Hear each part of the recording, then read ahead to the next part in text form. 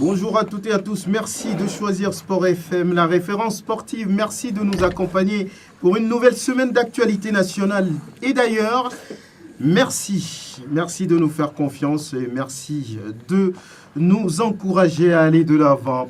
Dingue de Sport évoque la brillante victoire des éperviers locaux sur les Super Eagles du Nigeria, Kégué 4-1 en éliminatoire aller du CHAN Total 2020. Des clubs togolais, des clubs s'apprêtent pour la nouvelle saison. La saison 2019-2020, Semassi, Koroki, Bowissou ou encore Ange se sont essayés en amical. En fin de semaine dernière, les éperviers maracaniers ont rallié Conakry, la capitale guinéenne, pour la CAN de Maracana. Le Togo, souvenez-vous, est vice-champion en titre dans les deux tableaux, senior, super senior. Sport demain avec le sacre de Swallows chez les dames. Et à l'issue du championnat de la Ligue de Lomé Golf, Dito sacré sans avoir joué. Le club militaire profite du forfait de la modèle dans le tableau masculin. Dingue de Sport invite aujourd'hui Angelo Folico et Latif Yuruma Grégoire Attignon de la rédaction de Sport FM. Aristide Kouevidiensra de la partie Kodjoa-Voulété de Mawaki Sport, un journal en ligne, est aussi invité. Dingue de Sport, mise en onde Pélagie Mekoum. Je suis Franck Nouniama. Nous n'oublions pas que la vidéo est l'affaire des l'homme à Dovon. Et les buts, ils en ont marqué ce dimanche au stade de Kégué. Face à quelle équipe? Face au Nigeria, 4-1. Doublé de Nand Richard, d'autres buts de Tchakei Marouf et puis de Agoro Ashraf. On va en parler, mais en attendant, on parle sport demain. Latif Yuruma, bonjour, bonne arrivée. Bonjour Franck, bonjour aux auditeurs. Angelo Folico, merci d'être là. Salut Franck, bonjour à tous. Grégoire Attignon, bonjour. Bonjour Franck et bonjour à tous les fidèles auditeurs.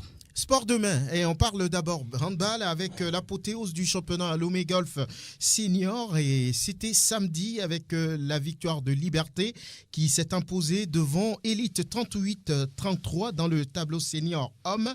Et là, il a fallu faire preuve de complémentarité pour gagner ce match, a indiqué Tchassanti Nikabou, le capitaine de Liberté Handball Club. C'est une satisfaction parce que vu même notre effectif d'aujourd'hui, on a plus de 4 joueurs qui sont malades, il y a d'autres qui sont en déplacement. On garde toujours la tête haute. Nous-mêmes, on avait prévu ça, que ça serait d'ici. On n'a que des jeunes qui viennent de commencer, qu'on a pris pour étoffer l'équipe. Comme nous avons le courage, nous sommes toujours unis. Nous avons fait tout pour pouvoir battre l'équipe adversaire et conserver notre titre. Le niveau du tournoi, comment vous l'avez trouvé en tant que joueur? Bon, aujourd'hui, je dirais que le niveau, c'est pas mal. Ça a un peu évolué par rapport aux saisons passées parce que les coachs travaillent et il y a une évolution par rapport aux séances passées.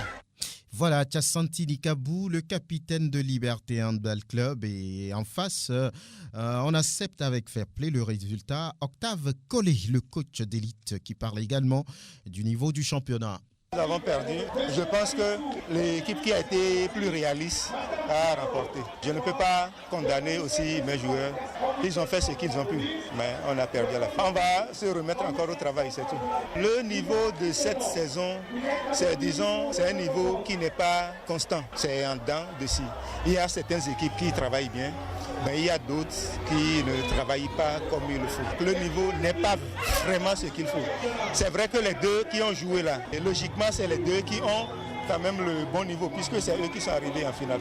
Octave Collet, l'entraîneur d'élite, voilà, Angelo Folico, vous avez l'habitude de couvrir ce championnat de handball. Aujourd'hui, on peut dire que c'est une logique de voir cette équipe de Liberté Handball Club gagner le championnat à Lomé. Oui, il faut le reconnaître. Hein. D'abord, dans son ensemble, toutes les équipes qui ont participé à cette compétition, elles sont au nombre de 13. Et donc, au niveau des seniors, je pense qu'il faut quand même féliciter non seulement les présidents de clubs, les entraîneurs et surtout les joueurs qui, malgré les difficultés, surtout pour arriver au terrain, lorsqu'on prend la distance de la maison au site d'entraînement, c'est la croix et la bannière, mais jour après jour, semaine après semaine, ces joueurs se retrouvent pour pouvoir peaufiner certains réglages. Oui, c'est compliqué, c'est difficile, mais quand on a vu la finale la dernière fois, entre-temps, c'était serré. Elite qui était revenu pratiquement à un but. Et puis derrière, c'est Liberté qui a enchaîné. Quand vous prenez un joueur comme Tchasantini Kabou, c'est le facteur X de cette formation. Lui-même, qui a découvert le handball déjà à l'âge de CM2, qui a joué au Bénin, qui est revenu au Togo, qui est portier ou bien gardien de but. Mais circonstances obligent, qui devient joueur de champ. Donc, dans son ensemble, on se rend compte qu'il y a de la qualité au sein de ces deux clubs-là, même si on aurait aimé voir d'autres clubs, d'autres formations, pour pourquoi pas mettre une certaine concurrence à ce niveau, surtout senior homme. Et voilà, on va donner la parole au président de la Ligue de handball de Lomé, Jacques Gabiam, qui fait son bilan. Tout est bien qui vit bien. Donc, comme ça, satisfait le résultat de la suite du championnat. Et souhaitons que ça se poursuive prochainement dans de bonnes conditions. Quand on est champion, il y a beaucoup de compétitions. Mais si vraiment on a l'accompagnement nécessaire, alors là, ils vont jouer les compétitions internationales. Tout dépend des moyens. Pour gérer une équipe aujourd'hui, à l'entraînement, il faut donner les moyens de déplacement. Au match, pareil. Moi, je félicite tous les dirigeants par rapport au travail qui se fait. Vivement que l'État nous accompagne. Là, nous venons de finir le championnat sans aucune subvention de l'État. Il a fallu qu'on fasse des porte à porte pour jouer chaque semaine. C'est ça la réalité. Je veux féliciter nos sponsors, les bonnes volontés qui nous ont accompagnés, les anciens joueurs de la diaspora, ceux qui sont à Lomé, les ténors et autres, toutes les bonnes volontés qui nous ont accompagnés. Sans eux, on ne pouvait rien réussir. C'est les bonnes volontés qui accompagnent. On voit de très belles coupes. Il y aura des enveloppes pour les vainqueurs. Cette année, les 13 clubs auront chacun 3 ballons. Les champions, les premiers, deuxièmes, troisièmes de chaque catégorie auront des médailles. Les champions auront les trophées. L'argent viendra la saison prochaine. Voilà, il y a des problèmes et ça fait rire, mais c'est la réalité. Oui, Franck mais c'est quand même dommage. Franck Nouyama, nous avions pertinemment posé la question. Voilà pourquoi on a laissé également cet aspect-là, pour qu'on se rende compte de la réalité qu'il y a au niveau des sports demain. Nous le disons tout le temps, hein, le sport qui est budgétivore depuis plusieurs années, c'est le football, avec des résultats plus ou moins satisfaisants. Mais au même moment, on se rend compte que la dernière fois, lors des Jeux de salle au Cap-Vert, l'une des disciplines qui a apporté la médaille au Togo, c'est le basketball. C'est un sport de main. L'escrime, entre-temps aux Jeux africains, même si c'est un sport de combat, c'est pratiqué avec les mains. Donc, quelque part, les sports de main sont délaissés. Ça, il faut avoir le courage de le dire. Alors, je vous parle, lorsque vous approchez la FNB Togo, je vais parler de basketball, la fédération de handball, de volley. Ils vous disent, les clubs eux-mêmes se démerdent, entre guillemets, pour pouvoir alimenter les activités au sein des formations. Et lorsque c'est comme ça, franchement parlant, c'est un réel problème. Et la dernière fois, nous avions eu également l'occasion de poser la question au président des sports. Je vais même parler d'abord de Kelani Azad. Oui, c'est ça, non? Oui, Kelani Azad Bayor, président du CNO Togo. Oui, il a dit que c'est vrai, les fonds sont rares au niveau des sports de même, mais à l'heure où nous parlons, qu'il se bat avec tout son comité au niveau du ministère, au niveau du gouvernement, pour que ces sports de main soient financés suffisamment. Pour l'instant, ce n'est pas le cas. La preuve pour chuter, nous n'avons pas de hall de sport jusqu'à présent. Imaginez par exemple que lorsque le ciel s'assombrit, tout le monde, les spectateurs, les dirigeants deviennent, je peux dire, se tiennent la tête et on prie pour que la pluie ne tombe pas, parce que non seulement ça va rendre difficile la pratique, l'espace sur lequel on pratique le hand, mais également ça risque même de reporter les activités. Voilà un peu la situation qu'on essaie de peindre au niveau des sports de main. Vivement qu'on y réfléchisse et vivement qu'on apporte quand même un certain concours à cette discipline-là. C'est difficile, compliqué. On va rappeler tout simplement que Liberté Handball Club conserve son titre de champion chez les seniors hommes dans le registre féminin, la catégorie senior. Le trophée de champion est allé à Élite, vainqueur 29-23 en finale devant Olympique de Vaud. Akoa qui réalise le doublé en remportant les titres de champion dans la catégorie junior garçon et junior fille. Ah mais ça c'est bien. En temps de fait la même chose chez les cadets garçons et chez les cadets filles. Voilà, donc c'est intéressant pour Akoa en temps de... Oui, quand vous allez à l'information, vous vous rendez compte que Akoa est un centre de formation avec M. Améniré qui, de par ses propres moyens, essaie de prendre des enfants, prend à sa charge, les met à l'école et puis petit à petit les encadre également. L'entente aussi est dans la formation. Donc ne soyez pas surpris que dans 2 ans, dans 4 ou 5 ans, ces clubs-là règnent, je peux dire en maître au niveau de ce sport de demain. Oui, le Togo a participé entre-temps à l'IHF Trophy au Niger. C'est parce qu'entre-temps, des jeunes ont été formés à la base. Et surtout, Franck, il faut rappeler que le Togo a cette capacité, ou je dirais même cette volonté de faire les choses de façon juste. On cherche des joueurs qui ont l'âge réel. On ne va pas trouver un adolescent bien nourri de 18 ans pour jouer en U15 par exemple. Donc ça veut dire qu'au côté ACOA, côté Entente 2, côté Dauphin, il y a la formation qui se fait, vivement les accompagnements, surtout le côté financier, pour permettre aux entraîneurs de mieux se former et surtout, pourquoi pas dans les années à venir, être, je dirais, ces équipes-là qui vont donner, ou bien redonner de l'éclat à ces disciplines qu'est le handball. On va juste marquer la pause et on retrouve encore un autre sport demain. Après le hand, on parle basketball avec la fin du championnat à Lomé aussi et la victoire inattendue dans le tableau féminin de Swallows qui a dominé dans le match 3 l'étoile filante 64-54. C'est un ouf de soulagement pour Carole Banawaï, la meneuse de Swallows. Ça n'a pas été facile. Le dernier match, elle nous avait gagné parce qu'on était trop sûrs de nous et on ne s'était pas donné à fond. Mais on s'est entraîné dur et ce qui nous a permis de gagner dans ce match, c'est la force, la confiance en soi. On jouait collectif et on essayait de faire beaucoup de passes. On essayait de chercher les fautes et à avoir des lancers francs. Alors personnellement, Carole, quelle a été sa motivation? Qu'elle s'est dit avant de venir à ce match? Je me suis dit que ce serait le dernier match qu'on aurait à jouer contre elle et ce serait la finale et que je devais me donner à fond. Parce qu'au dernier match, je ne me sentais pas bien aussi sur le terrain. Mais aujourd'hui, je me suis sentie bien et me suis donné à fond comme je voulais. Alors, quel bilan vous faites de votre saison, de toute la saison? De tous les matchs, on en a perdu un seul, donc c'est pas mal. À l'instant, Carole Banawaï, meneuse de Swallows devant Ezekiel Ayataï du côté de l'étoile filante. C'est une capitaine quelque peu résignée qu'on retrouve, Samia Pindra. L'équipe de Swallows est la meilleure équipe de cette saison. Ça, personne ne peut le nier. Et de plus, ce sont des enfants qui sont tout le temps ensemble, qui travaillent tout le temps ensemble. Sincèrement, on n'a pas bien préparé la finale. Parce que les filles, étant donné qu'elles sont un peu loin, donc elles ont du mal à venir un peu à l'entraînement. Donc Swallows a mérité. Mais vous teniez quand même le match, c'était serré? Oui, c'était serré jusqu'à ce que je ne sorte. Et Clémence ne sorte, Mariette ne sorte. Et on nous a battus. Il reste le championnat national. Et pour ça, je n'ai rien à dire si ce n'est une surprise. On verra bien, et vraiment cette surprise-là, on veut la voir. Samia Pindra Latif, les dames de Swallows, c'est les cadettes, nous a-t-on dit, qui gagnent le championnat senior. Du travail a été fait forcément pour propulser ces filles-là qui ne sont pas attendues à ce niveau. Oui, c'est pourquoi quand j'écoutais Angelo parler donc de ACOA et de l'entente au niveau du hand, je pense que c'est l'avenir. C'est un peu cela, ce qu'on voit au niveau de Swallows, qui a compris qu'à un moment donné, il faut repartir de loin. Et aujourd'hui, Swallows est en train non seulement de repréparer ses équipes, de revoir également ses infrastructures. Donc aujourd'hui, c'est une équipe totalement cadette qui a gagné et qui a joué et qui a gagné.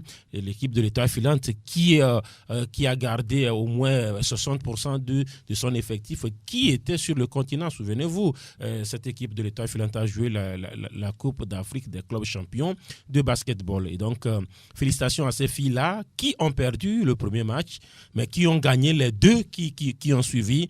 Là, il y a eu la réaction et puis après l'enchaînement. Et c'est bien pour les hirondelles des Girondins. Angelo Folico, c'était attendu, logique finalement pour Swallows au niveau des dames? Je pense que lorsque vous anticipez en matière de vision, de planification, de formation, le seul facteur qui reste à prendre en compte, c'est le temps. Je pense que Swallows est arrivé à une certaine période où, aujourd'hui, ne soyons pas surpris que sur les 5 prochaines années, cette équipe domine la balle orange au Togo, surtout côté filles. Même si côté garçon également, il y a plus ou moins une reconstruction qui est en cours. Je pense que ce sont des jeunes filles. Vous prenez Rihanna Harar et tous les autres. On sent que c'est une famille. Elles se sentent très très bien entre elles et c'est magnifique de voir cela. Comme on le dit souvent, au bout de l'effort, il y a toujours le réconfort. Et aujourd'hui, ils sont très très heureux. Dans le tableau féminin, on n'a pas eu droit malheureusement au spectacle. Masculin. Dans le tableau masculin, voilà. On n'a malheureusement pas eu droit au spectacle attendu dans ce match 3 là entre Dito et Modèle. Modèle n'a pas fait le déplacement, ne voulant pas jouer parce qu'il y a eu report au niveau du calendrier et c'est quand même dommage. Nous allons écouter quand même l'entraîneur, le head coach du Dynamique togolais, Kadi Assad.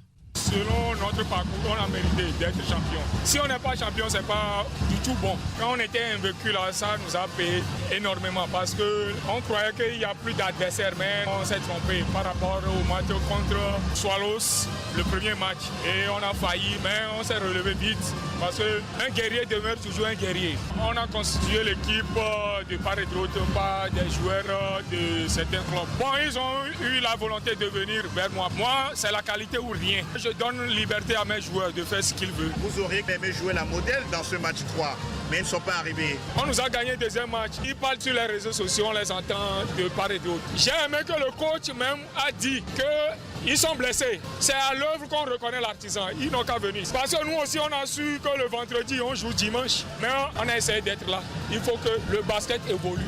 Kadi Assad, lui-même ancien joueur de la Modèle, aujourd'hui entraîneur du Dynamique togolais, un club qui a fait un parcours sans faute et ce forfait analysé ici par le commissaire au match Akpene Kudjo. Le Modèle n'était pas présent pour les raisons que j'ignore.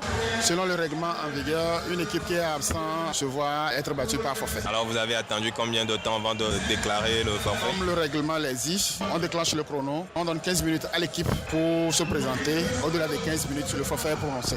Voilà, Akpene Kudjo, commissaire de match. Voilà, et là, Dito qui gagne sans avoir joué Angelo.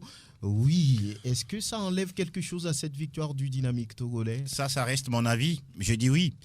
Le public aurait aimé, sincèrement, Franck, si vous étiez au stade hier, vous allez quand même remarquer que le public retrouve l'amour pour la balle orange. Les tribunes pleines à craquer complètement. Les supporters de Dito souvent très bien déguisés. Vous voyez des hommes en femmes, etc., etc. Des genoux qui ont pratiquement la barbe blanche. Bon, tout ça, c'est pour donner du spectacle. Ouais. Et puis, vous allez voir même des responsables, des autorités qui étaient arrivés pour suivre le match. Dito était arrivé en suvertement, c'est clair, avec Dito, l'effigie, tout le monde était attentiste en croyant que la Modèle peut-être va sortir de quelque part parce que déjà, aux alentours de 16h30, nous avions eu comme quoi la Modèle ne sera pas là ou bien voilà, ils seront absents. On s'est dit mais c'est pas normal, c'est pas possible quoi. Parce que le match 3, tout le monde attendait ce match 3. Lors de la manche 1, il y a Dito qui a gagné le match avec 15 points d'écart. Le match 2, c'est la Modèle qui est revenue à 5 points d'écart et qui a remporté le deuxième match. Ça fait égalité partout. Et donc il y avait match. Sauf que la Modèle a émis quelques arguments qui sont propres à eux. Mais bon. Ils reprochent à la Ligue d'avoir reporté le match à 24 heures du coup d'envoi. Oui, et quand on voit encore un peu plus en profondeur, on se rend compte que c'est le head coach Jonathan Dobrousse, selon son calendrier, qui ne serait pas disponible le dimanche parce que lui... justement, c'est un fonctionnaire. Il n'y a pas d'entraîneur adjoint? Si, il y a un entraîneur adjoint. Maintenant, on se rend compte que peut-être les deux ne voient pas la chose de la même façon.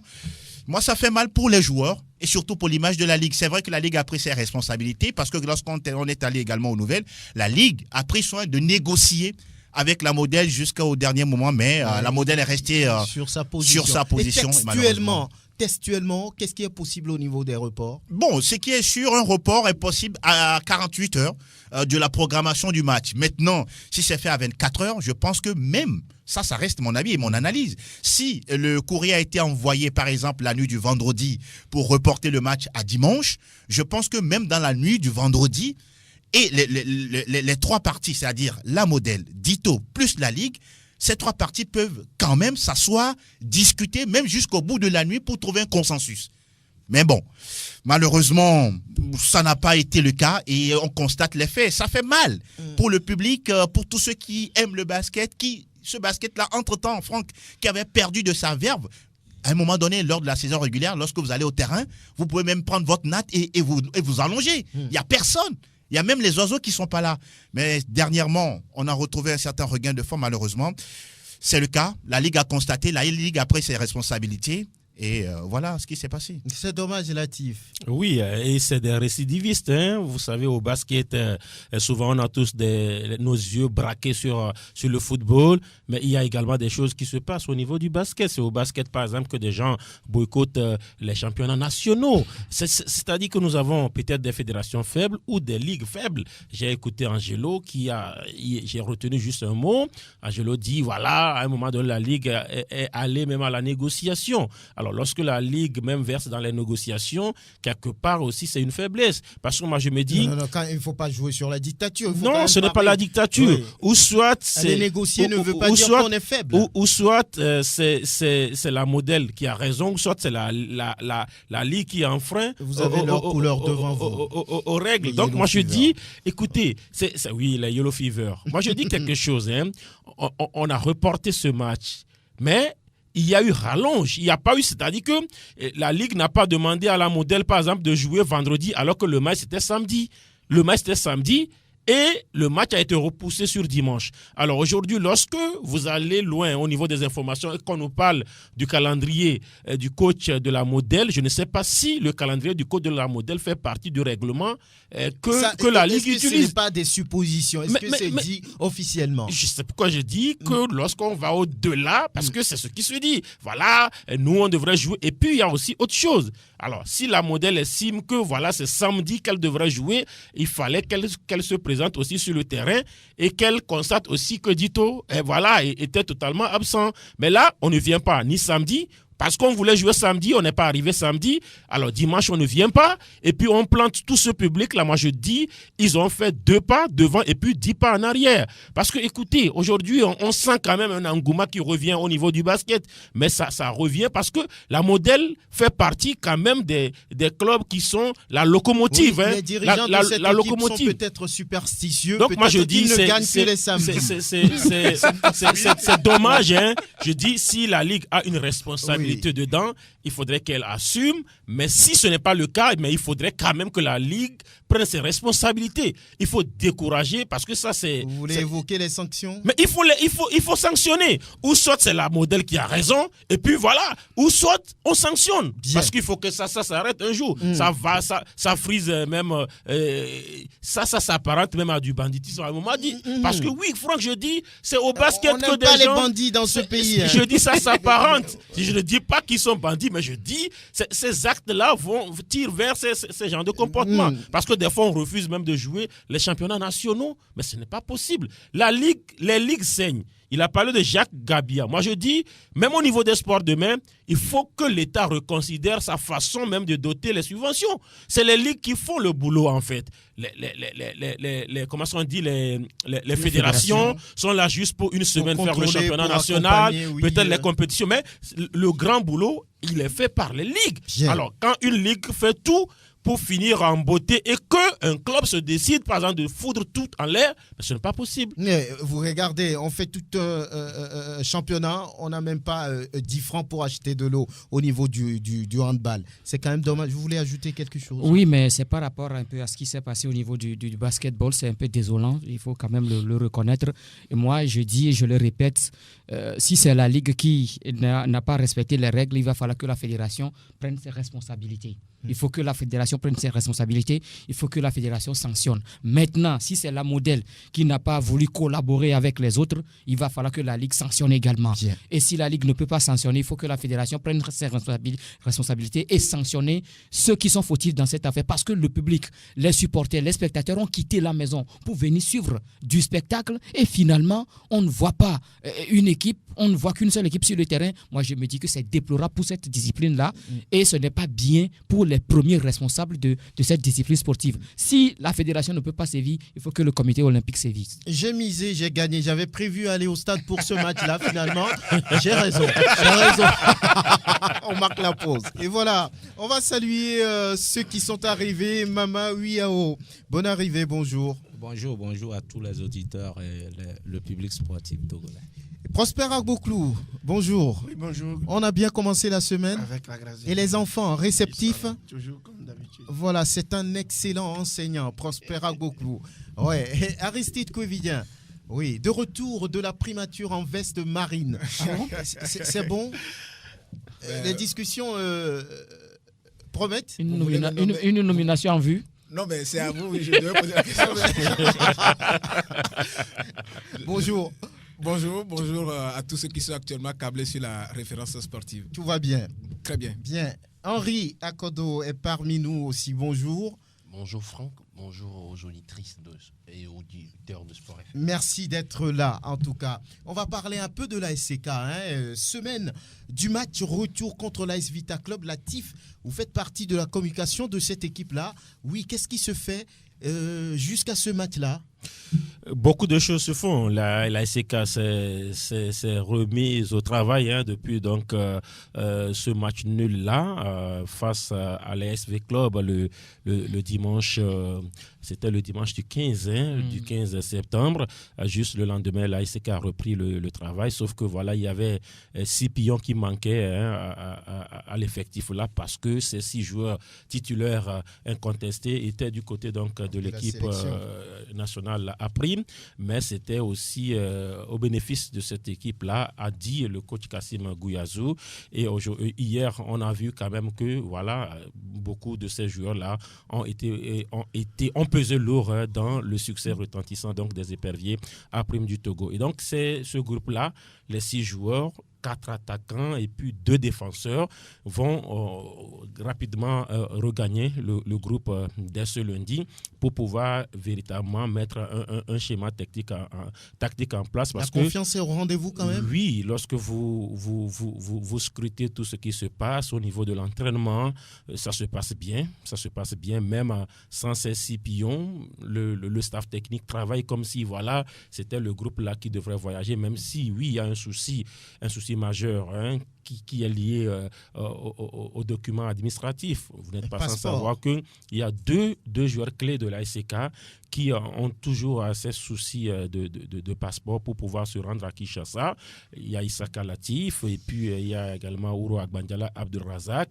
Les dirigeants de la SCK font des pieds et des mains pour pouvoir régulariser. Bon, vous savez, nous n'encourageons pas tous peut-être le faux. Je me dis, si les dossiers ne sont pas bons, nous espérons quand même que les joueurs et les responsables de la SCK vont faire tout pour pouvoir soigner ces dossiers-là et également que l'administration du service des passeports devrait également aider ces dirigeants de la SCK et ces joueurs parce qu'il faudrait compter avec ces matchs-là et aussi le futur. Il ne faudrait pas pouvoir juste voir ce match-là et demain voir l'avenir totalement du joueur bloqué. Il faudrait quand même, ça promet, je ne saurais répondre, mais est-il dit que ces 2 joueurs-là sont clés, le latéral gauche et le libéraux dans le dispositif de Kassim Gouiazou. C'est le seul souci à ce niveau. L'équipe quitte Lomé quand? L'équipe devrait quitter vendredi, selon en tout cas le programme qui est établi, parce que le match est prévu le dimanche, le 29.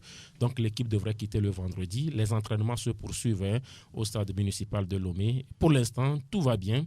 Aucun souci. Il y a Tchatakura Semiou qui a retrouvé quand même les pelouses avec une séance individuelle préparée pour le joueur. Il devrait dès cette semaine retrouver les séances collectives et peut-être voir pourquoi pas Tchatakura Semiou aider la SCK à se qualifier justement pour la phase de groupe. Pourquoi pas? Mama Uyao, vous êtes le secrétaire général de l'association des joueurs de foot du Togo. Vous n'êtes pas dans la communication de Maranatha, mais vous avez été ancien joueur. Dans ces genres de situations, lorsque vous avez perdu à domicile 1 but contre 2, et pour le retour, qu'est-ce qu'on peut faire? Je pense que c'est une bonne préparation qui peut faire remonter le score. Et je sais, avec l'évolution de ce football-là ces derniers temps, tout le monde est ici présent est d'accord que notre football monte en crescendo. Donc je pense qu'il faut rebooster le moral de ces jeunes-là et leur dire qu'ils peuvent faire comme Messi, ils peuvent faire comme Ronaldo, même si c'est trop aller au-delà de leur performance pour leur permettre d'être costauds dans la tête. Je pense que c'est ça qui fait gagner une équipe. Vous parlez des joueurs de Maranatha, ce qu'il faut faire pour gagner là-bas. Voilà. Parce que ce n'est pas impossible. Hein. Maranatha peut aller là-bas arracher 2-0 ou faire 2-1, aller au tir au but et arracher la qualification. Il ne faut pas faire croire à ces joueurs que c'est fini. Parce qu'aujourd'hui, il faut voir ce que ces joueurs-là produisent. Nous sommes fiers de ces joueurs-là. Il faut les féliciter. Maranatha a perdu ici, mais ils n'ont pas démérité. Hein? Et ils pouvaient faire quelque chose. Mais c'est que sur des balles, des contres, l'adversaire en face était plus efficace. C'est ce qu'on réclame à nos joueurs, qu'ils soient efficaces. Ici, déjà, selon les dernières rencontres, il faut reconnaître qu'il y a des occasions qui se créent. Maintenant, l'entraîneur ne pourra pas rentrer sur le terrain et mettre la balle au fond des filets. Quand les occasions se créent, ce qui veut dire que les entraîneurs travaillent bien devant les buts. Maintenant, aux joueurs de pouvoir finaliser pour qu'on ait la victoire. Mais je suis tellement confiant de ces deux équipes qui sortent sur le continent à voir ce qu'ils produisent ces derniers temps. Voilà. Prosper Agboklou, vous faites partie de ceux qui disent aussi que Maranatha n'a pas démérité à domicile. C'est vrai qu'il y a la défaite, mais on peut faire confiance à cette équipe-là. Oui, elle a fait du jeu. Elle a perdu. Certes, il y a eu des faits de jeu particuliers qui ont concouru. On peut dire quand même que sur cette dynamique, l'équipe n'a pas été dominée outrageusement par les Maliens qui ont su jouer donc sur les faiblesses. Maintenant, le coach a vu ce qui s'est passé ici. Maintenant, ils ont 2 buts à remonter. Ils peuvent le faire si les Maliens sont arrivés à prendre donc le large. Je crois que Maranatha aussi reste dans ce tempo. Et moi, je crois que cette année, on a quand même la chance d'avoir 2 équipes, ACK et Maranatha, qui, franchement, n'ont pas été ridicules, même si leur chance de qualification, pour l'instant, est un peu serrée. On peut dire quand même que ce sont 2 équipes qui nous ont montré quand même fièrement que le football togolais sur le continent quand même peut commencer par rivaliser d'ardeur avec les autres. Donc, j'ai confiance à ces 2 équipes. J'ai confiance quand même qu'ils iront faire leur part de métier pour pouvoir arracher la qualification. En tout cas, bon courage aux 2 présidents, Honoré Kassé d'un côté, plus le président d'honneur, El Hadj Amas Sharif, qui se battent pour mettre l'équipe de la SCK dans les meilleures conditions.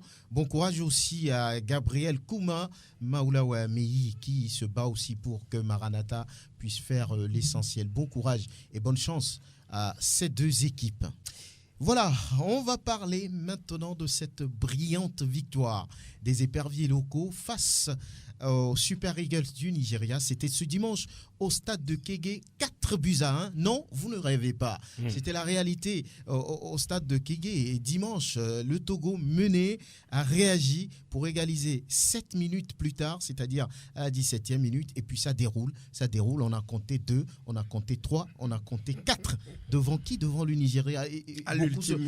Beaucoup se demandaient est-ce que c'était vrai tout ça. C'est bien vrai. Abalo Dossé et ses hommes l'ont fait. Grégoire Attignon, vous étiez au stade hier pour cette excellente victoire des éperviers. Mais avant le coup d'envoi, personne n'y croyait. Surtout que le Togo a été déjà mené 10 minutes seulement après le début de la rencontre.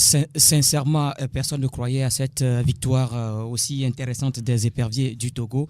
Vous savez, le Nigeria, c'est une référence en Afrique. Quand on parle de Nigeria, quand on parle des sélections locales, on sait quel rôle le Nigeria joue. Le Nigeria a participé à plusieurs fois à ce championnat d'Afrique des Nations. Le Togo n'a pas encore participé à une seule fois. Donc, vous comprenez qu'il y avait quand même une différence entre les 2 équipes. Le Nigeria, l'année dernière, a été battu à Cotonou par le Bénin 1-0. Le Nigeria a renversé les Écureuils au retour 2-0 pour se qualifier. Vous comprenez donc que ce sera un peu difficile. On se disait que oui, peut-être que le Togo peut gagner dans ce match. Peut-être ce sera sur 2-1 ou bien 1-0. Mais hier, et puis d'entrée, vous parlez du début du match où où dans les 15 premières minutes, on a beaucoup plus vu cette équipe nigériane prendre le ballon, faire circuler ce ballon, faire tourner ce ballon, ce qui a posé d'énormes problèmes à l'équipe togolaise qui ne s'est pas retrouvée. Et ce but marqué là, à la 10e minute, sur ce centre envoyé, il n'y avait personne du côté de la défense togolaise pour se dégager. Et puis Sonoussi en a profité pour marquer le but nigérien. Mais c'est après ce but qu'on a quand même constaté, ou bien on a essayé de voir une équipe togolaise qui était dans la réaction et qui a commencé par réagir effectivement. Et sur l'une de ces réactions, Tchakei Marouki a chippé donc la balle au défenseur nigérien. Il a contrôlé sur le côté, puis le centre à ras de sol. Nan Richa a surgi. Il a donc trompé le portier nigérien pour égaliser un but partout. C'est donc sur ce score que la mi-temps est intervenue. En seconde période d'entrée, à Balo Dossé a effectué un changement puisqu'on n'a pas permis à Capo Junior de revenir sur le terrain.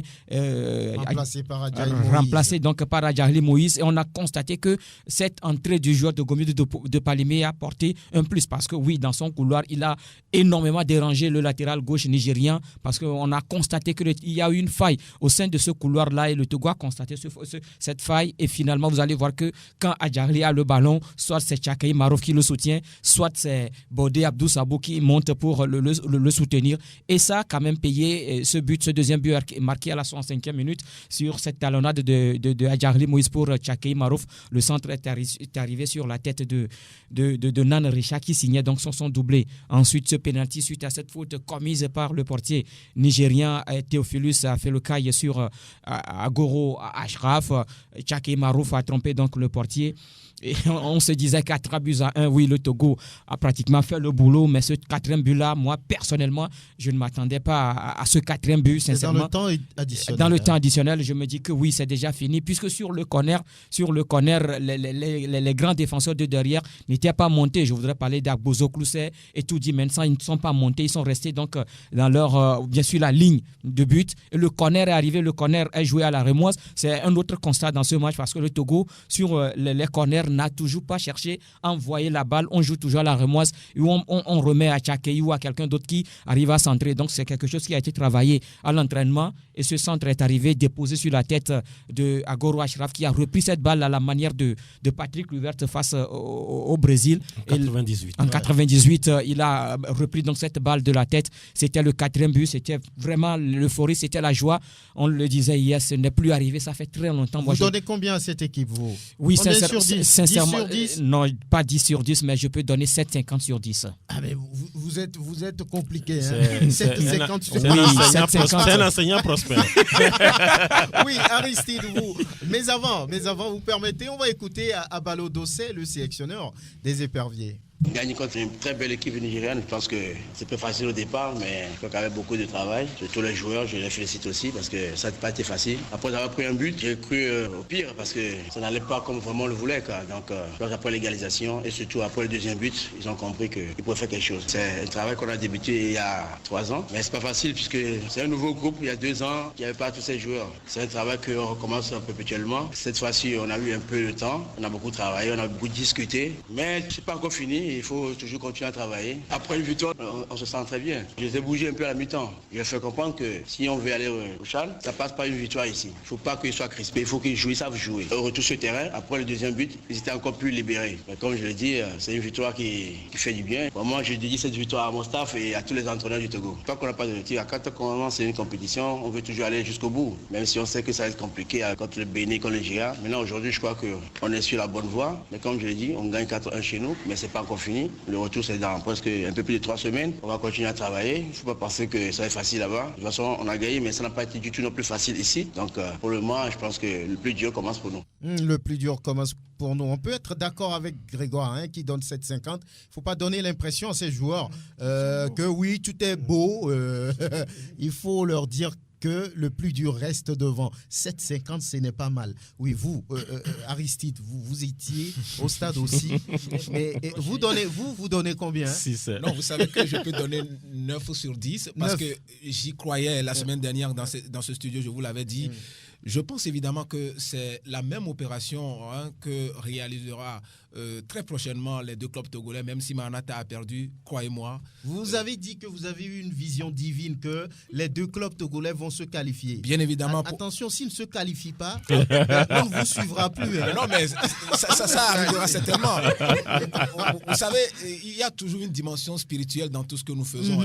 C'est vrai. Moi, je vous l'avais dit il n'y a pas très longtemps que l'année dernière ou la saison dernière, pour être beaucoup plus précis, le Togo a traversé des difficultés. C'est le football togolais dans son ensemble qui était en convalescence. Que ce soit en Coupe continentale, on n'a pas gagné. Que ce soit avec les équipes nationales, on n'a pas gagné en éliminatoire U23, U20 ou UFOA ou U17. Le football togolais dans son ensemble était en convalescence. C'est passé maintenant. Et donc, on a tiré leçon. Donc, on a tiré naturellement des leçons donc, de ces erreurs-là. Parce que quand vous prenez le groupe, les Amekoudi, tout ça là, ont été, je dirais, déjà dans les regroupements des U23 avec les Toudi Messan et avec les Moubarak. Donc, c'est un groupe avec lequel Abalou Dossé a déjà travaillé. Et donc, je crois que c'est déjà un élément qui a permis donc à Jean-Paul de pouvoir asseoir une équipe. Aujourd'hui, on est fiers, mais on ne va pas quand même se réjouir et oublier qu'il y a également du travail à faire devant. Avant le match retour. Il faut oublier comme si, comme quoi on n'a rien gagné pour l'instant. C'est-à-dire qu'il faut jouer. Il ne faut pas jouer également, disons, de l'autre côté de Kano, au Nigeria, comme si tout était gagné d'avance. Il faut jouer avec un mental fort. Il faut avoir ce mental fort parce que au Nigeria, ce n'est toujours pas facile de jouer. Quand les Nigériens ont cette habitude-là de vous mettre dans des conditions assez difficiles, nous avons eu cette sens-là que je dirais, les éliminatoires du CHAN sont dans un format stéréotypé parce que, regardez, quand c'est toujours, chaque année, c'est le même format. Si le Togo arrive à participer pour une première fois au CHAN, la prochaine saison, eh bien, le Togo va se reposer, le Nigeria va jouer les préliminaires avec le Bénin, et si l'un d'entre eux deux se qualifie, va jouer le Togo au second tour. Et donc, en cela, le Nigeria avait quand même eu cette sens-là de voir le Togo jouer. Mais ils n'ont pas su profiter. Mais le drame, c'est que les Nigérians ne connaissaient pas vraiment aussi cette équipe togolaise. Mais moi, j'étais tellement fier de cette prestation. Mais on ne va pas tout de suite se réjouir. Il y a également du travail à faire parce qu'on vient de très loin. Et je pense quand même que ça pourrait apaiser le cœur de tous ceux-là qui voudraient quand même depuis un moment que le Togo puisse gagner. Et bravo. Mais je le dis encore une fois, il reste du travail à faire avant le match retour. Henri Akodo, c'était aussi sous vos yeux. Vous êtes passé à la mosquée? Non. Non. Pour aller peut-être prier, à la remercier Allah pour cette victoire-là. Non, j'étais à l'église ce matin. À l'église. Exactement. Ah ouais. Ça, c'est un accoutrement de musulmans. Ah, okay. Oui, on y va. Oui, on était véritablement surpris.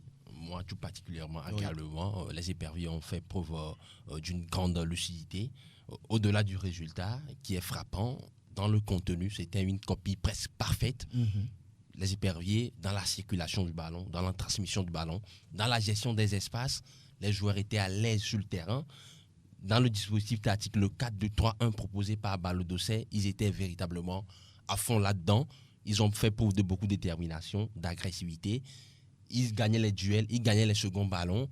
J'ai véritablement apprécié également les individualités qui se sont mis au service du collectif. On a vu l'entrée de Adjali Moïse, le Grégoire en parlait tout à l'heure. Oui. Adjali Moïse qui a fait une entrée exceptionnelle, monumentale sur ce couloir droit. Il a tout simplement saoulé, enrhumé le latéral gauche nigérien à travers ses dribbles chaloupés. Il a créé du déséquilibre. On a vu également Tchakei Marouf qui était à l'aise dans ses prises de balles, dans ses prises de décision, dans la transmission de la balle, dans ses passes. On a vu sur ce premier but, le but égalisateur, cette passe dans le dos de la défense adverse, cette passe ras-le-sol où Nandrissa a fait preuve d'une certaine sensation tactique parce qu'il était sur le flanc gauche, il a senti le ballon, il est repiqué dans l'axe et puis il a fait preuve de beaucoup d'efficacité, il a mis le plat du pied, il a égalisé. Les joueurs se retrouvaient dans les petits espaces à travers les petites combinaisons, ça jouait au sol, ça jouait bien. C'était véritablement exceptionnel pour cette formation des éperviers. Mais il ne faut pas tomber dans l'euphorie. Il va falloir travailler, sculpter ce qui n'a pas pu marcher, surtout dès l'attente de la partie, parce qu'on a constaté que le quatuor offensif nigérian, notamment John Lazarus, Samuel Martins, mais l'attaquant qui a marqué, Ibrahim Sounousi, dès l'attente de la partie, c'était un principe constant dans notre moitié de terrain adverse. Et les premières relancées, notamment Nyama Kate, étaient véritablement en difficulté parce que les Nigérians créaient beaucoup plus de densité dans l'enjeu sur les phases de dépassement de fonction. Il va falloir travailler sur cet aspect-là pour aller surprendre les Nigériens à Kano dans 3 semaines. Pourquoi pas? Et Nyama Kate d'ailleurs qui a accepté d'abandonner ses qualités au profit du groupe qu'on va écouter. Au début des matchs, on est souvent crispé, donc la crispation fait qu'on n'entre pas bien dans le match. Mais après, on arrive à se ressaisir, surtout après les citrons, avec les consignes du coach. Le coach nous bouge beaucoup, donc on reprend les taureaux par le corps et vous voyez que la deuxième partie est souvent meilleure que la première. Après le but, on n'a pas paniqué. Le coach sur le banc aussi nous remontait le moral. Il nous disait de ne pas paniquer, de jouer, de garder le ballon, de jouer. Donc on a suivi les consignes. Et surtout après l'égalisation, on a senti qu'il y avait de la place, qu'on pouvait y arriver. Et au citron, le deuxième nous a vraiment libérés. Parce qu'on a vu, juste après l'égalisation, qu'il y avait de la place. Tout ça, c'est la crispation. Donc l'essentiel, c'est qu'on s'est ressaisi et on a fait une meilleure deuxième partie. Pas le hasard. Ce sont des phases de jeu qu'on fait souvent à l'entraînement. On est fort sur le côté. Donc quand on est calme sur le côté, le centre arrive, on a la facilité de marquer. Donc c'est ce qu'on a essayé de faire surtout en deuxième partie. Et les buts sont arrivés naturellement. Mais le plus gros du travail, c'est le match retour. On doit être concentré. C'est maintenant qu'on doit être encore plus concentré parce que rien n'a encore joué. On doit aller au Nigeria pour préserver cet acquis. Donc on va jouer là-bas et avoir la qualification là-bas. Nyama Kate, milieu de terrain des Éperviers, le plus expérimenté d'ailleurs de ce groupe-là. Beaucoup concluent sur ce fait-là. Le plus difficile reste à venir. Ça veut dire que là, on se dit que tout n'est pas fait, rien n'est encore gagné. Surtout si c'est le Nigeria, un match prévu à Kano. C'est difficile. Oui, il faut être fort pour la suite, Prosper. Oui, il faut être fort. Je tiens quand même à lancer des fiers chandelles à Balo parce que j'ai été élu l'un des plus virulents envers lui. Et je crois qu'il a écouté, il a su vraiment qu'il doit vraiment rebondir. Et je me félicite du fait qu'hier, il avait la main libre. Claude Leroy n'était pas là. Donc, Abalo avait la main libre. Les changements, tout a été fait dans les normes. Il était resté debout du début jusqu'à la fin, au bord du terrain. Et c'est ce que moi je voulais de lui, qu'il affirme vraiment sa ténacité, sa compétence vis-à-vis de cette équipe. C'est vrai, ce sont les joueurs qui ont donné sur le terrain, mais il a été l'un des motivateurs. Il a été, au moment où le premier but est arrivé, je l'ai vu, il a tenu, il ne s'est pas affaissé. Il ne s'est pas fait, il a encouragé ses joueurs, il a dit allez-y, allez-y. Et quand le but égalisateur était là, je l'observais. Donc je crois, et cela me ressemble un peu à ce 15 mars 2011 à Abeokuta, quand le Togo remportait devant le Nigeria avec le même talent, où il y avait une équipe aussi bien assise avec Charilé et Tchakala à l'époque qui avait dominé malgré l'infériorité numérique à l'époque où ils étaient réduits même à 10. Ils ont tenu le coup 3-2 jusqu'au terme de la rencontre avec une équipe du Nigeria époustouflante. Hier, on a vu quand même que il y avait eu du jeu, surtout en deuxième mi-temps. Et ce qui est remarquable, c'est le changement à la mi-temps. Lorsque Adjayi est arrivé, je crois que tout a été fait dans ce tempo-là et les Nigérians étaient ébahis. Donc moi, je crois que si on pouvait continuer sur cette lancée, avoir la main libre, travailler dans ce sens-là, ne pas se reposer, se concentrer sur le travail, je crois que les garçons iront mieux. Maintenant, il va falloir composer avec les départs des joueurs. Oui, voilà. Ils auront le temps quand même de récupérer ces joueurs-là. D'accord, voilà. Donc, bravo à cette équipe. S'il faut donner aussi les notes, je rejoins Grégoire, cette idée. Voilà. Mama Wiao, vous êtes de ceux qui pensent aujourd'hui que oui, le football togolais est en train de grandir, de remonter, de retrouver peut-être sa fierté d'antan. Oui. Convaincu par cette victoire des éperviers locaux sur le Nigeria? Oui, je dirais tout de go oui. Parce que hier, j'avais l'écouteur à l'oreille. Par rapport à votre diffusion, appréciez. Il y avait du rythme même dans la diffusion. Vous sentez le rythme du match au niveau des journalistes. Dans la retransmission. La retransmission. Donc, il faut savoir qu'il y avait du rythme imprimé, surtout après le but encaissé par les Togolais. Donc, il faut, je dirais par analogie, si les joueurs locaux togolais ont pu gagner, puisque c'est dans les championnats qu'on sélectionne ces joueurs-là, ont pu gagner le Grand Nigeria 4-1, ce qui veut dire que notre championnat a considérablement progressé. Je ne dirais pas que ça dépasse le championnat nigérian parce qu'il y a des étrangers qui viennent. Donc, considérablement, ça a évolué. Je voudrais aussi ajouter qu'il faut saluer le nivellement des entraîneurs au niveau de notre football. Et il y a une jeunesse au niveau des entraîneurs qui est arrivée, qui est en train d'amener une modernisation au niveau ce n'est pas du coaching, de la transmission de la connaissance. On n'est pas dans ce coaching-là ancien où on disait, excusez-moi le terme, le vernaculaire, vous retirez de l'enfant tout ce qu'il a en lui. Vous avez vu la talonnade qu'on a transmise. Oui. Tout de suite, on a libéré les enfants, jouez ce que vous pouvez. C'est ça, Neymar et les autres jouent, on crie. Mais avant, quand nous, on jouait tout récemment, dans le passé récent, quand tu veux jouer, on donc ça vous limite. Voilà. En troisième position, je voudrais dire, je ne sais pas comment ça s'est fait ces derniers temps et que le Togo arrive à jouer les dernières minutes pour qu'une équipe puisse... Il y a cet exemple de la SCK qui joue la deuxième période comme si le match vient de commencer. Voilà, 2 fois de suite, même 3 fois, parce que le match aller, ils l'ont joué. Maintenant, Abalo l'a démontré. Je ne sais pas si c'est avec Maranatha, on a vu ça. Les diététiciens qui travaillent bien, qui proposent des choses, ou bien les préparateurs physiques qui travaillent bien. Si c'est les diététiciens. Ok. Voilà. Puisque en Europe, quand vous avez les crampes à la fin du match, ou bien l'équipe a beaucoup de blessés, ou ne fournit pas à la fin du match, on laisse le diététicien ou bien le préparateur physique. Ici, comme ça marche, il faut transposer ça au niveau de toutes les catégories de l'équipe nationale pour que ça puisse marcher. Il y a la troisième chose aussi. Oui, allez-y, rapidement. C'est parce qu'on a réussi maintenant à pouvoir dire à tout le monde qu'il faut utiliser son âge réel. Il faut reconnaître ça parce que par le passé, on utilisait les joueurs qui avaient des âges trop avancés mais qui diminuaient d'âge, ce qui nous embêtait vers la fin des parties. Donc je pense que avec cette allure, on ira arracher la qualification là-bas, mais il ne faut pas jouer surtout sur l'euphorie comme tout le monde. Pélagie qui nous fait signe que c'est terminé, mais on va quand même donner 30 secondes à Latif. Il n'était pas là, mais il a envie de dire quelque chose. Moi, je donne 9. 9 sur 10. Oui, puisque moi, je vois le résultat. Le football aujourd'hui n'est beau que par le résultat. 4-1, écoutez, c'est quand même éloquent. Il faut savoir féliciter nos joueurs. Ils ne vont pas tomber dans l'euphorie, mais c'était géant ce qu'ils ont fait. Qui le dit. Voilà, merci d'ailleurs. Vous terminez cette émission. Merci Latif Sirouma, Henri Akodo qui était avec nous, Aristide Kouevidien. On remercie Mama Uyao, le secrétaire général de la GFT, Prosper Agboklou, Grégoire Attignon et Loma Dovon à la vidéo. On vous rappelle que les Maracaniers ont rallié Conakry, la capitale guinéenne, pour la CAN de Maracana qui commence, qui a lieu du 23 au 30 septembre. Merci Pélagie Mekoum. À très bientôt.